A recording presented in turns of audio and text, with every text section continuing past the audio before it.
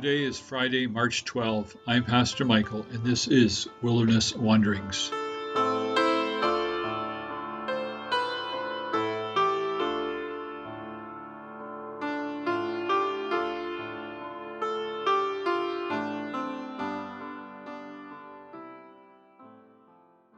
Today our text comes from Philippians 3.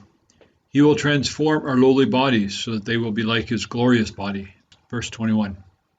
The gospel story sounds too good to be true. It is the story of sheep rescued from a dark and fearful wilderness by the strong arms of a fierce shepherd. It's the story of children released from prison, of demons unmasked. It's the story of fearful disciples in a storm-tossed boat, the storm stilled by the command of their master. It's the story of sick people healed, of blind people seeing. It is the story of dead people coming to life. It is the story of the God-man. It is the story of God who is captured, sentenced and crucified by his own people. His friends weep and his enemies laugh, and all because of a snake. The gospel is a story about a snake who experienced the thrill of evil victory. I have won, he hissed. God lays in the grave. But as the sun rose over the horizon, chasing the darkness from the garden, the guards ran with it. And the unexpected happened. The story turned. There was one more chapter to be written. The shepherd came out of the tomb. God was alive.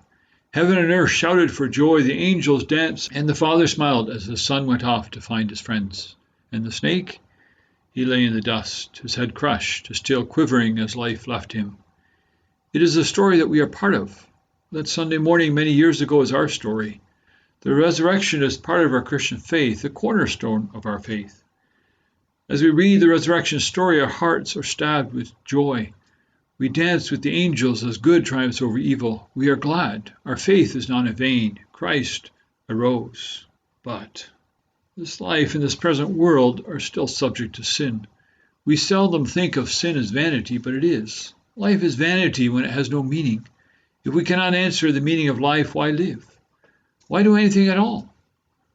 Most people don't like that question because it is too deep. It gets too close to the answer that life is not worth living, that there is no purpose to it.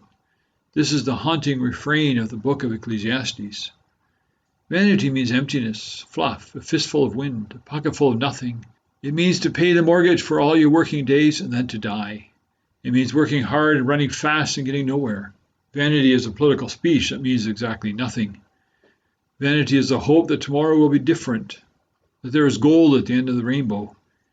Vanity is wisdom and folly, hard work and laziness, laughter, seriousness, and everything, because everything leads nowhere. In this life, we struggle against sin. We fight against it all our lives. We struggle against sin in the world. We push against greed and we bite our tongues to keep from lies. We stand up for the oppressed and we give money to the poor. We seek to elect politicians who strive for justice. When our eyes fill with longing for another's toys, we turn away. So often it feels like it's all in vain. The world does not get any better, and we don't seem to either. We cry out with Paul, "What a wretched man I am! Who will rescue me from this body that is subject to death, to vanity?" But because of the resurrection, we can also answer with him, "Thanks be to God who delivers me through Jesus Christ our Lord." You'll find that in Romans 7 at the end. The resurrection gives us something to hope for. While we struggle against sin today, we know that tomorrow sin will be gone. While our bodies are weak today, we know that someday they will be strong. The gospel is our story. We too will be changed. Christ will transform our lowly bodies to be like his own.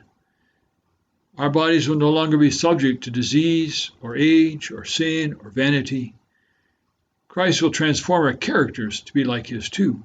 We will have no more inclination for lying. Our eyes won't covet our neighbor's stuff. As surely as Christ opened the eyes of the blind and stilled the storms, he will transform us. There is hope for us. Thanks be to God. As you journey on, go with the blessing of God. May the peace of the Lord Christ go with you wherever he may send you. May he guide you through the wilderness, protect you through the storm. May your day end with rejoicing at the wonders he has shown you. May you rest in his provision as he brings night, and then new dawn.